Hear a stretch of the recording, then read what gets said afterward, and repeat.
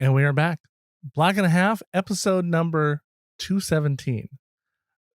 Today is a 7 questions episode. My guest, comedian Emmett Montgomery. Emmett had joined me for, as many of you know, have been listening to the show for a while. There hasn't been a lot of episodes have not dropped recently. I've had a focus on the podcast. You're watching a movie with Silas Lidenstein. A lot of my reviews are ending up over there. And that's where I've been talking about movies and doing film club and such. And honestly, until I hadn't realized I hadn't dropped a 7 questions episode here in a while. And I apologize to the fans that have been waiting for new episodes and such. So here you go. Today, Emmett Montgomery. Emmett is a comedian, Seattle based. He performs at the Joke Tellers Union, produces it every second and fourth Wednesday at the Clockout Lounge here in Seattle. He just headlined the Comedy Bar in Capitol Hill. He headlines all over places. He was named by the Seattle Weekly as one of Seattle's funniest things in Seattle, let alone people. So you need him. He's very bookable for shows and classes and other weirdness, and you need to get him in your life. So check out the other podcasts. We do a film club. We talked about the movie Booksmart together, so you can listen to that. And while he was there, I said, hey, I want to do a 7 questions episode with you. And so he jumped on. We did 7 questions, and there you go. There he is. Here he is now. So yeah, lots been going on. I'm sorry. I think I'm gonna make some changes. I gotta get some more stuff out here. I need to be talking to you more regularly. And I've been saying this a while. I'm in the midst of a change in my podcast studio. I'm on the precipice of almost getting it there, so that I can just sit down, record, and move on with my life and get it uploaded. So it's not a harrowing experience every time, as it sometimes feels like it is. So we'll work on that. And I have so much to share with you all that has nothing to do with films, and this is my outlet for that. So let's keep it going, okay? So here it is. I want you to open your hearts and open your ear holes and listen to episode number 217, 7 questions with Emmett Montgomery.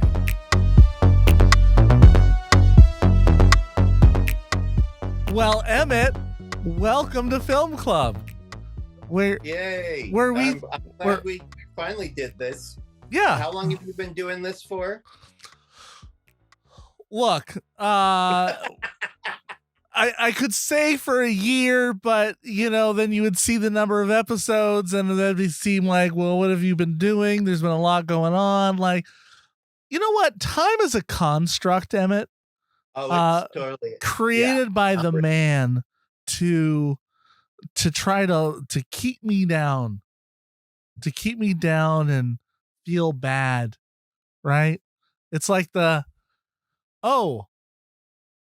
do you even do comedy? Are you a comedian just because you perform once a year at the WrestleMania of comedy, Emerald City Comic Con? I don't know. I don't know. Am I a comedian? I don't know. I just know that I am a lover of life and movies and good conversation. I think you're doing great. You found your way, and I think that's all we can really do is find our ways. And I'll tell you though, over the years, I have gotten that. Well, do you really do comedy anyway? Are you still doing it? I don't know what happened. You had such exuberance. I think the camera was like, this is too many pixels to take in at a time. My iPad just reset, and I don't know why. It's still something happened. There's great footage of Donna. Sorry, Carmen. I've done that before. She's very tiny. They won't put you on the couch though. My miniature dog. Like a dog, but littler. Yeah.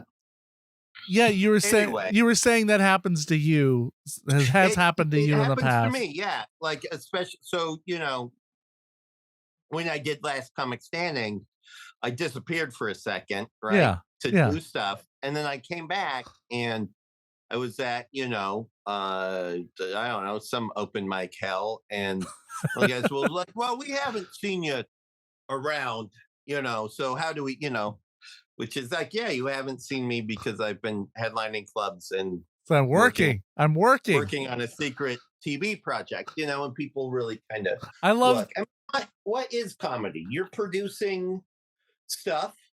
You're Yeah. you're you're you're making something happen. You What uh I love the most is I haven't even heard of you in the 5 years I've been doing comedy.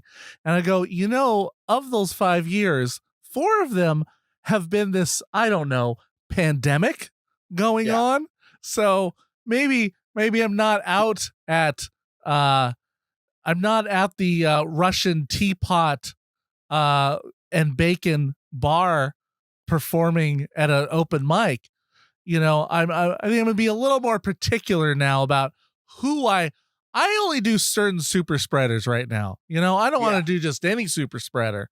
Like yeah. I gotta, Yeah, and it's really about, well, what is your comedy world, right? yeah, And recently there's this national controversy because one of the clubs uh booked some comics based on some old credits, and then yeah, yeah, canceled them because turns out that they had some alt-right following and some transphobic stuff and did all that, and they were like, well, we didn't know, yeah. because some of that stuff was, they the bookers had only been involved for 2 years, but To be they fair, didn't see the that the world was much bigger, right? yeah, And that's the big thing. A lot of times, who are you? And I get that too, because I'll go to an open mic or do a local showcase, and they'd be like, well, I've never seen before, or seen you before,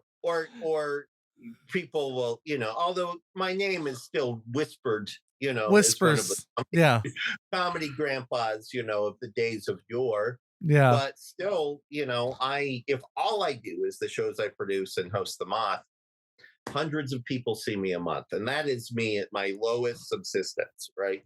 yeah. Uh, Well, but and then other times I get to, out of, I assume it's pure nepotism, get to perform at uh, the Comic Con, which I'm hey, super excited if for. my daughter gets to perform, how can I turn down Emmett? Right? Yeah, If my daughter's gonna do her second performance ever, uh both the first one at ECC 4 years ago, and she's coming back again doing a stand up again. Gonna see, I think I was talking to her about, it's an interesting experiment to see how an audience will react at with jokes from a 17-year-old. It will be, or she'll be a day shy of 17 versus a 13, a 12, 13-year old. Like, yeah, are they going to still, will she get the grace that, a 12-year-old coming up to do stand up is doing? It gets automatically, right? Um, will she follow her script as well as she did the first time? It'll be interesting. Um, yeah, like we're all on different comedy journeys. What's funny is there's people, somebody said something about, oh, this person's transphobic, right? There's a lot of the average audience person may not even know anything. Like, yeah, people have already forgotten about Kevin Hart getting kicked off the Oscars, right? yeah, Like, people forget. We have short attention spans. We move on. Sometimes it's yeah. good, sometimes it's not, and it's it's hard to keep track. It's hard to keep track of everything. I heard somebody was saying, like, they had assumed that everybody in the world watched Louis when that was on, and Oh yeah, and comes to find out, no, it never hit 1 million viewers. Like, yeah.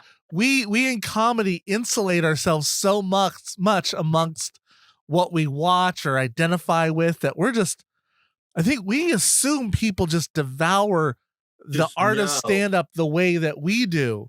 And while Yeah. there are people that do that, we need to realize our Netflix queue is geared toward us. Like, Yeah. my wife does not get, it's fascinating. Look at like Facebook suggestions, of videos and stuff. She doesn't get stand-up comedy ever suggested to her Yeah. because she doesn't click on it ever. Like, the only time she watches it if I send her a clip. Yeah. Kate's Instagram feed is completely different than mine. Yeah. Um, and it's and but honestly, she's a bigger comedy fan than I am. Because but yeah, it is it's just wild. Emmett, I haven't done the 7 questions with you, have I? No.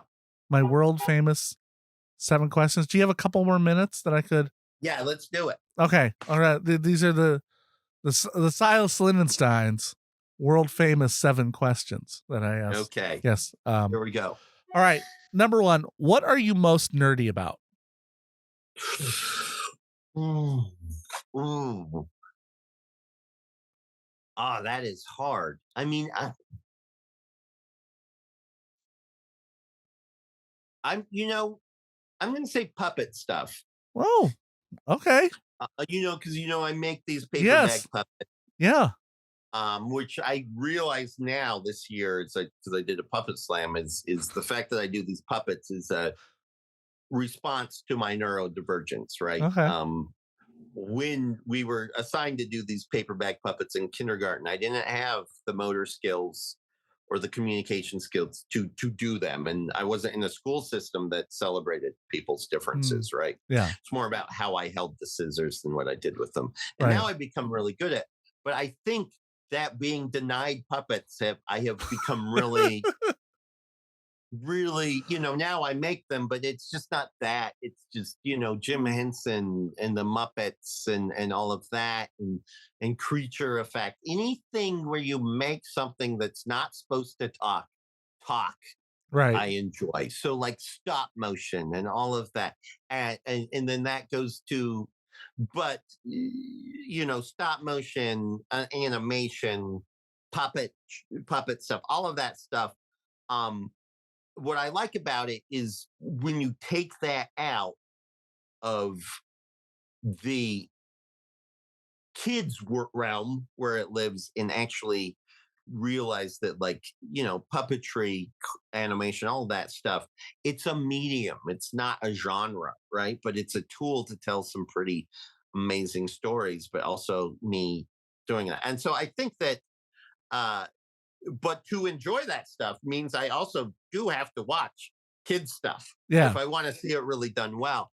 And so I can talk about puppetry and cartoons, and so I think I'm kind of a secret nerd about it. That is, no, Um, I like that. It the was not, other not what I was thing, expecting, but that was more personal, and then the other one, which is really close coming to that, is of course Christmas. I am a huge Christmas nerd as somebody who does a cosmic horror Christmas show uh-huh. every year. I have to pay a certain amount on Weird Christmas of taxes on Weird Christmas every year. Yeah. I started this subversive Christmas show 10 years ago, but because of that, they say that you should be careful when fighting monsters, that you don't turn Turn into the into monster you're yeah. fighting. I am a huge Christmas fan.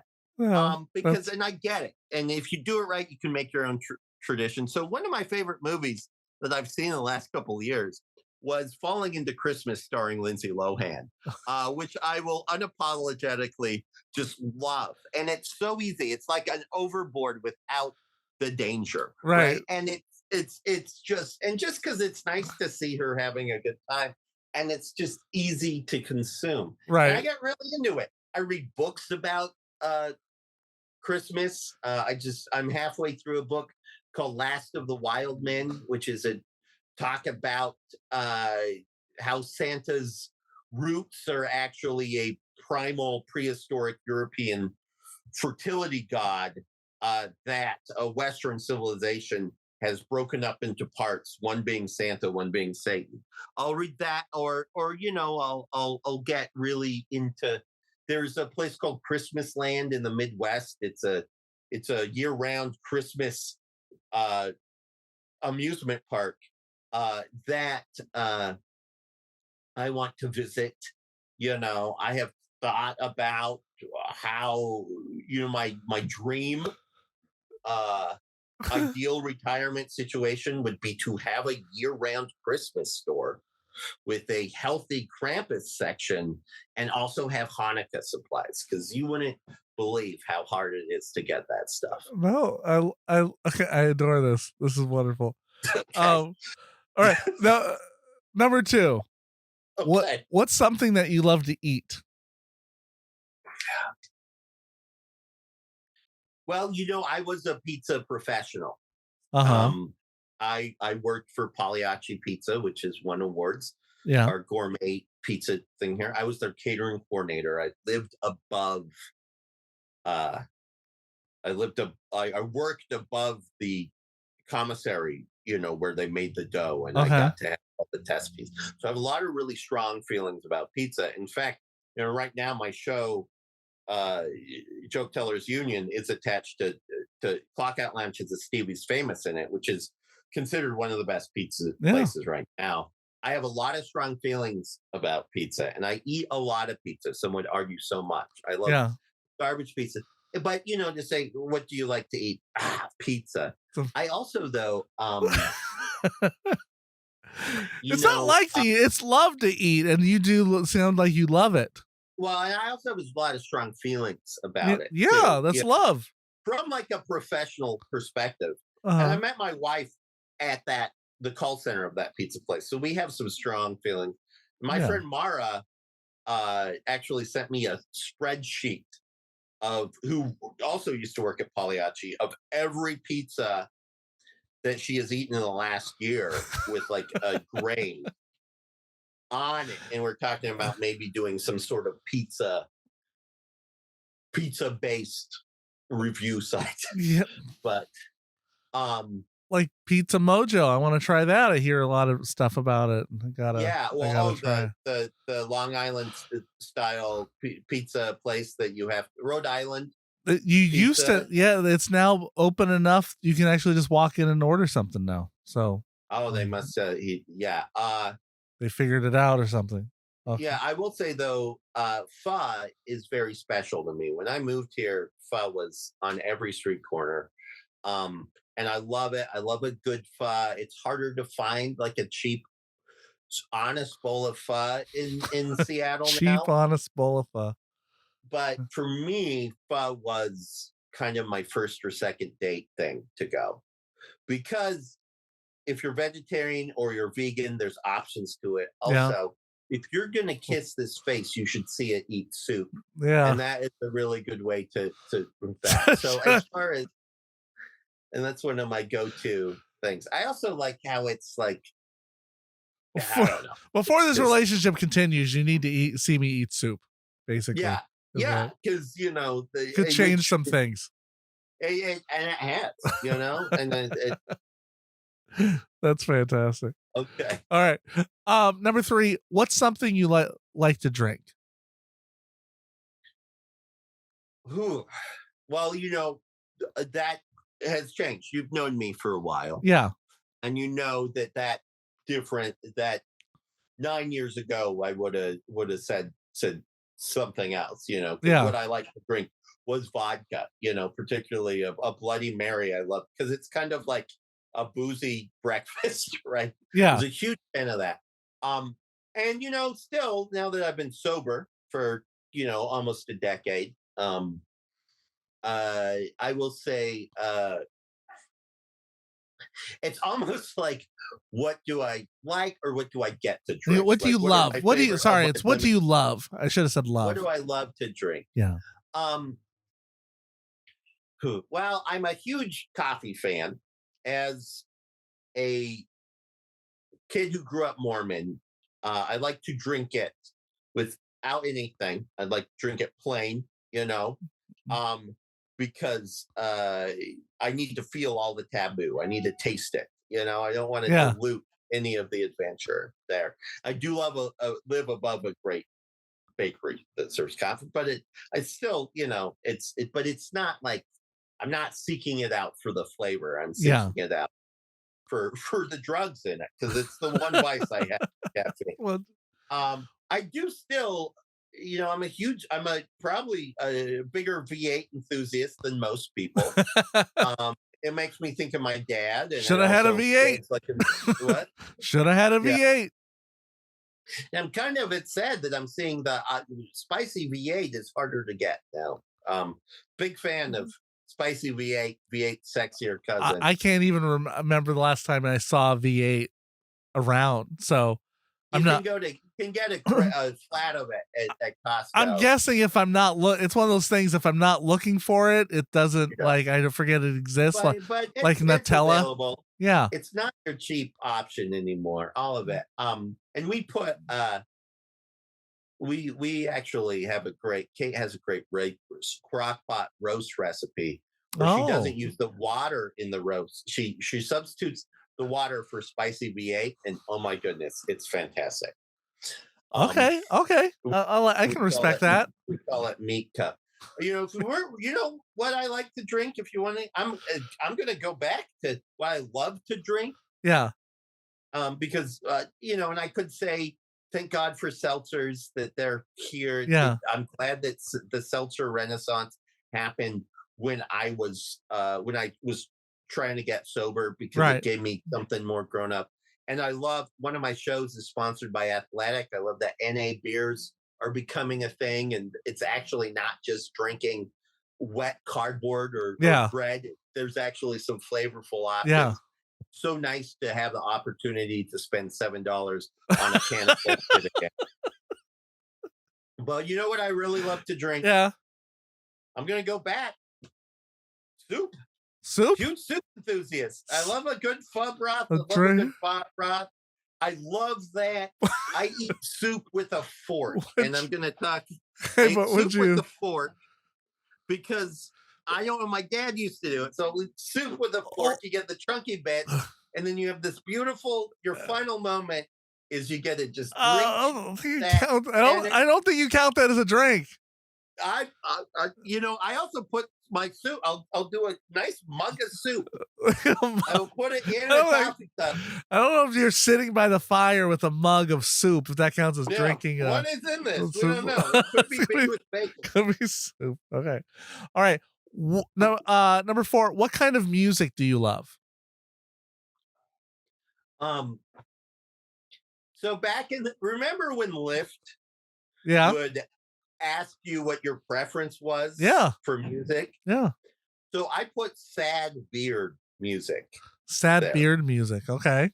And which would be really fun because they would try to do it. Sometimes it would be Like, um, what is sad beard music? Yeah. What genre yeah. is that?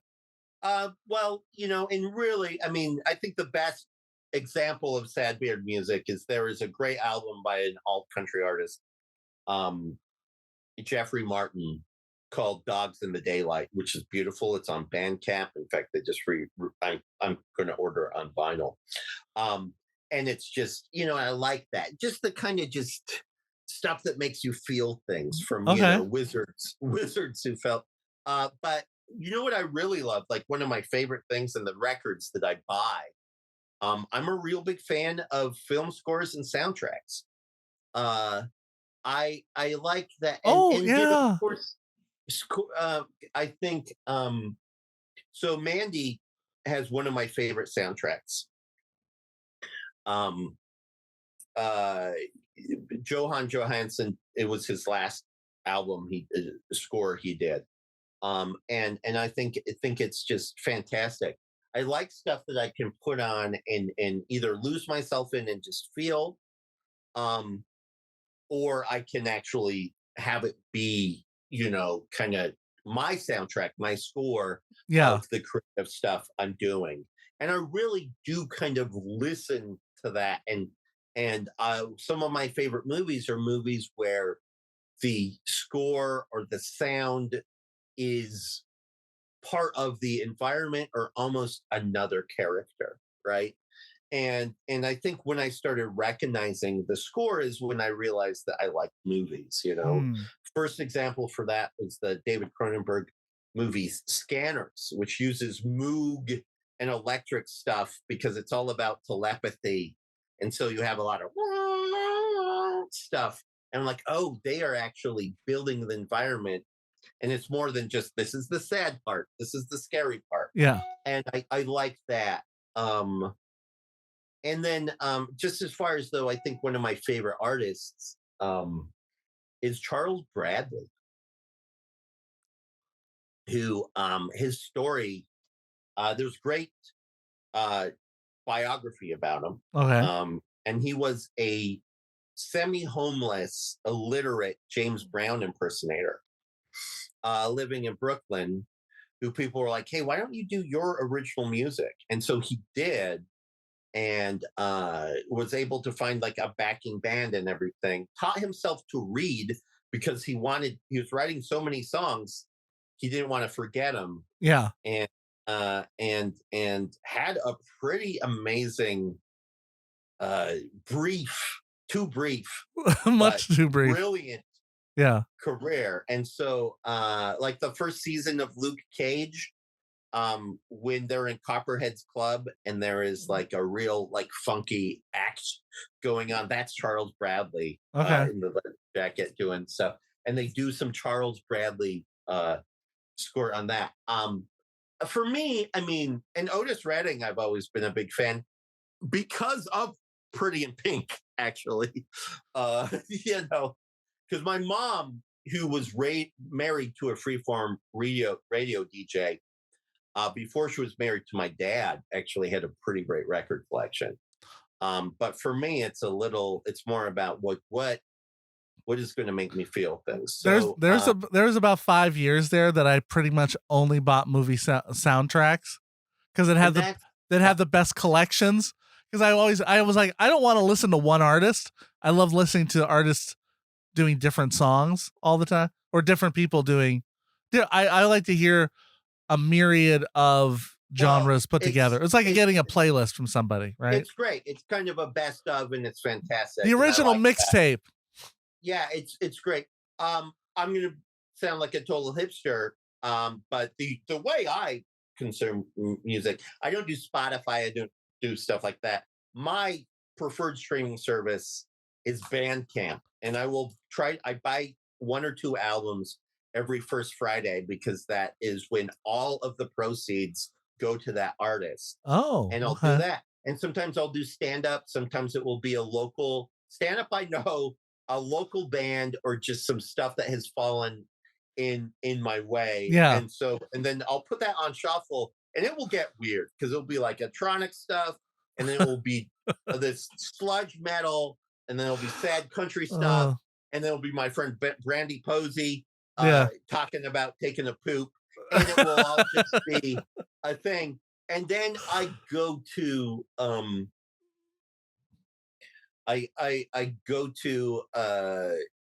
record stores, and I'm usually rating the Motown section or the soundtrack and scores. So, Okay. and then occasionally like just a really cool album will Yeah. happen.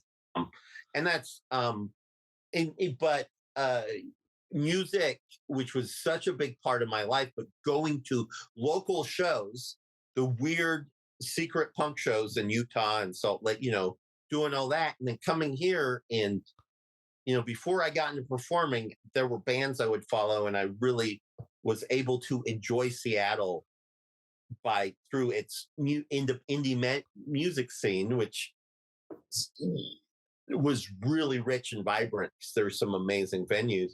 Um, but in a where I listen to more music when I watch movies because it unfortunately, um, and Kate loves music so much, so I'll listen to what she's listening to. Yeah. But it really is almost kind of a special treat. Uh, and part of like what would happen is I'd be invited to perform at an arts festival that had bands on it. And so I would get to go and experience these really big bands Yeah. sometimes, like the Yeah Yeah Yeahs or whatever, from the like from backstage. And that's the first time I'd hear some of these. And then I would go that way. And I haven't been part of a music festival for a second. So I'm giving you very long answers. This is great. It's great. Okay, number 5. What do you love to create? I've been thinking about this a lot. Because I get to create a bunch of stuff, right? Right. Uh, I make these paper bag puppets, which I think are really fun because it's like because all they do is just open and close, right? But how do you create the limitations of that and turn it into something really interesting? Um, I love kind of finding a new way to kind of tell a story.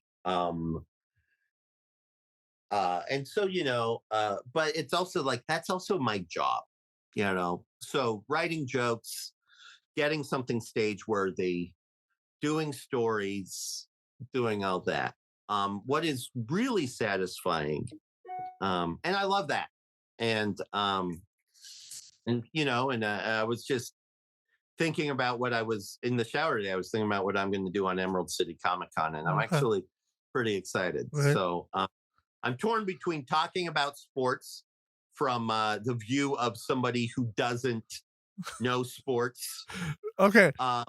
or because that is kind of the nerd, or I'm thinking about talking about my mom, who was kind of a secret nerd. And she had opinions on Godzilla, and I realized as a Mormon housewife, she wasn't able to ever really come out as the true Come nerd, on. but she's the so I don't know if I want to be goofy or Right. sincere, and I figure that, Well, and that's great, but that's also kind of my work, and they say if you find a way to do what you love for a living, then you should find something else to love because it really. but I mean, But all the things you um do, is there something you're trying to create? yeah, and I like that. I like creating a space, a pocket of a weird shared universe. And you can do that with puppets or even the right weird post on social media or things. But I think something that I get a lot of satisfaction of, and I think um, is when I produce a show, um, creating a lineup of not just established professionals, but weirdos with potential. And a lot of times I'll give people the assignment that will then maybe wake up something and go that way. When I get to when I can kind of sit back and see that the show is successful, not just because what I've done, but the choices I've given, the chances I've given to folks. And then also too, maybe uh, causing some ripples in a scene that I can find very, very boring. Yeah. You know, I want there to be more weird PowerPoint point stuff. I want there to be more character based comedy. I want all of that to happen. And I can't do all of that stuff myself. But if I can like seed that strange garden Oh, and sometimes see it be I successful. I've So I joked. had an, Yeah, I've I joked for had a, years about the meme show that I want to do a show. yeah, It's a memes. It's just memes. I think, and actually, I think you could there's some great people that could do that now. And Yeah. I think that there's some fun stuff. But the last Joke Tellers reunion, I had Miss Ruby Ross, who is Seattle's best puppet drag queen. So it was a guy with a puppet that has a beautiful singing voice, did kind of cabaret stuff, but he wasn't in drag. The puppet The was. puppet. So Okay, so I was like, yeah, who's in Ross drag? was Is it just wearing black and just kind of but he had, but those puppet and did puppets and some kind of like cabaret level jokes and then sang a beautiful voice and serenaded the audience. And it was the most polarizing thing of the night, right? yeah. People either loved it or not, but I realized that I had created an experience that no one else had, that some people had never experienced before. And so I think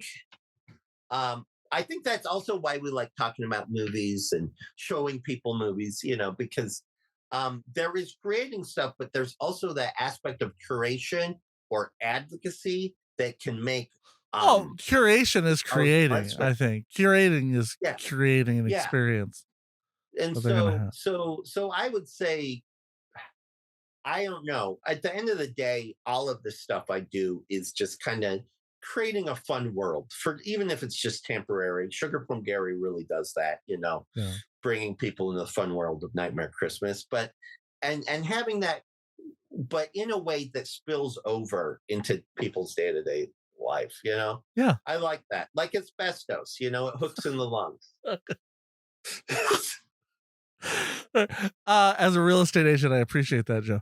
Yeah. Number 6, what's a game you love to play? What sort of game? That's open to your interpretation. Oh Can be man. video, could be board game, but like if I said go play it, you have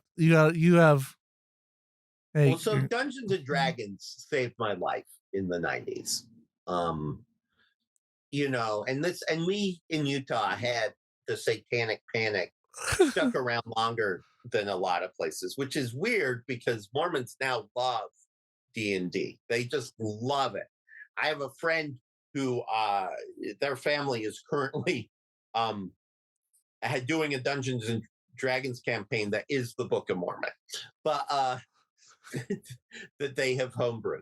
But okay. that was not the case. We had to sneak out of the house and tell our parent. We had a friendly basement, but we told our most people that we were playing Risk. Which, how Yeah. boring did they think we were? That we were, hanging out in that basement for 6 hours playing Risk. Also, that's only half a game of Risk. But but Dungeons and Dragons, I think, taught me a lot. As a kid with a stutter who was shy and, had some things, it's reading, it's verbal communication, it's math, it's world building. It's all of that stuff that later I think I wouldn't be the entertainer that I am or the creator that I am without Dungeons and Dragons. Now, I've only over the last 20 years done a smattering of games. Part of it is everyone wants me to be the dungeon master. And I have felt weird because if I'm going to tax my imagination to create something so elaborate, that's how I pay my bills. And so Yeah. a lot of times it felt really like playing hooky and stuff. Well, I have given myself permission to. This year, I actually did a Kickstarter. I backed the Kickstarter for a OSR that's old school Renaissance, kind of like an interpretation on old school Dungeons and Dragons, making it more accessible. Okay. Uh, called Knave Second Edition. This is real nerdy stuff. Guy Okay. named Ben Milton, who's a commentator on D&D, he came out with what he thought was one of the kind of this pure way to make a sandboxy game, a homebrew game. This toolkit he created, and the first edition of it raised $11,000, and he's like, "That's great. I'll just do another one, and it will be cool." This one, $800,000. Oh geez. Yes, and so something like 15,000 of it, more than that, like 30,000 of us backed this thing.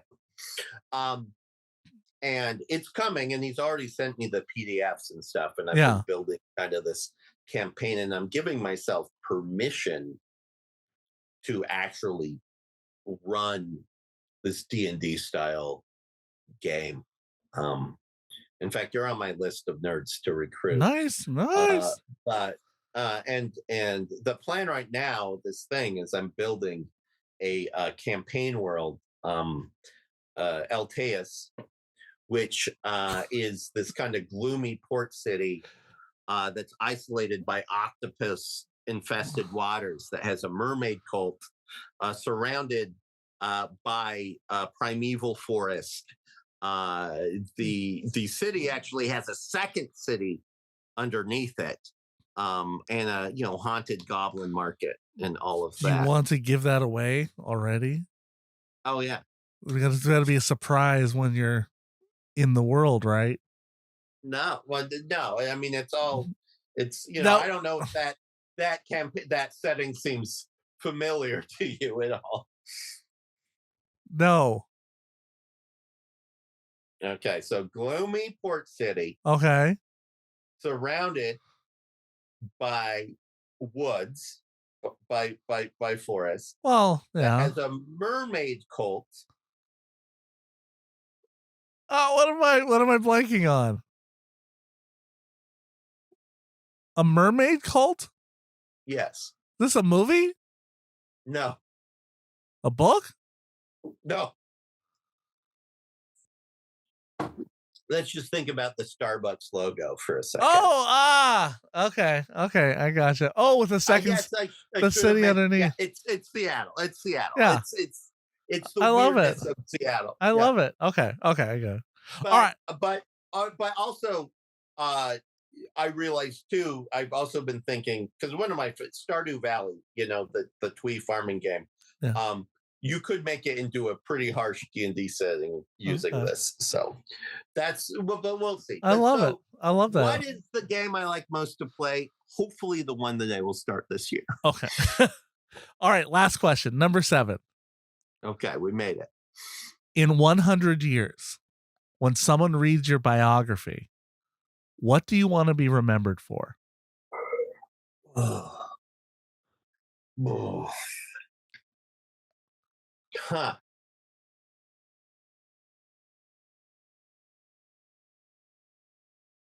It's weird because the thing that I probably have most record for right now with my, I'm really bad at recording is probably my brief appearance on Last Comic Standing, right?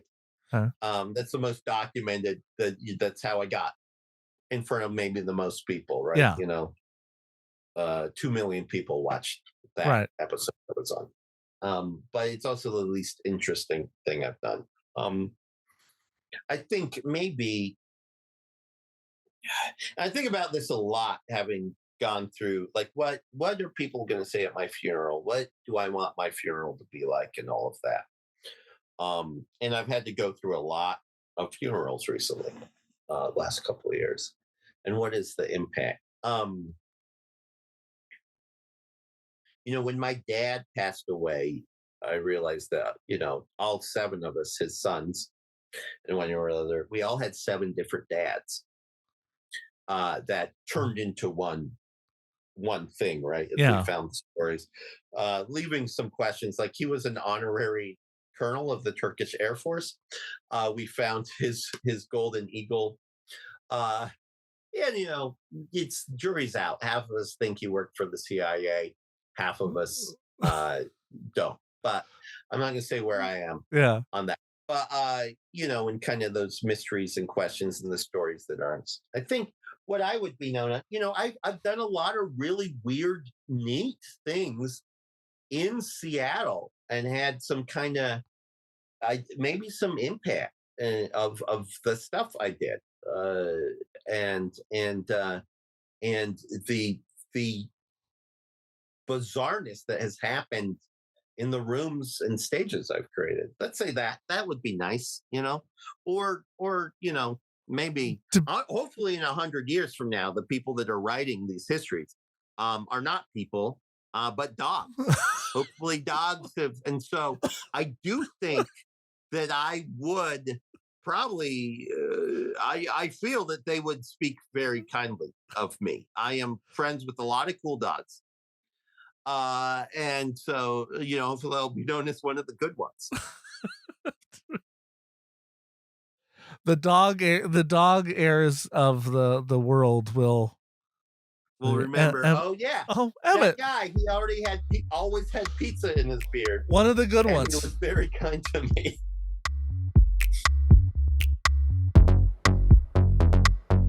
And that was it. I don't have fancy endings to these episodes. Last question. Sometimes it just trails off, and sometimes here I am at the very end. So That was it. Big thanks for Emmett for coming on the show. Check him out. Second and fourth Wednesday at the Clockout Lounge in Seattle. Until then, stay black and a half.